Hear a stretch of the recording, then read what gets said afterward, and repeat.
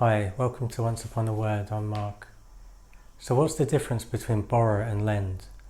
Well, lend means give something to someone for a short period of time and expect that you'll get it back. So it's an irregular verb and the past form of lend is lent. I lent Mike £10 and he never paid me back. Lend me an umbrella, please.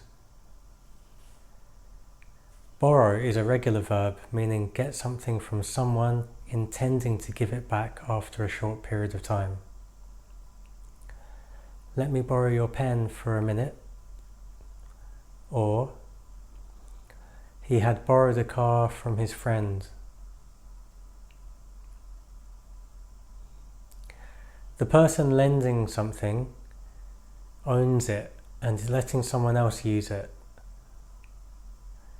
The person borrowing something does not own it and will give it back to the owner when they have finished using it. A typical mistake is that when you give something, you lend it, and when you get or receive something, you borrow it. So therefore, you should say, can I borrow your pen? Not, can I lend your pen? Okay, that's it for today. Hope this video was useful. See you next time.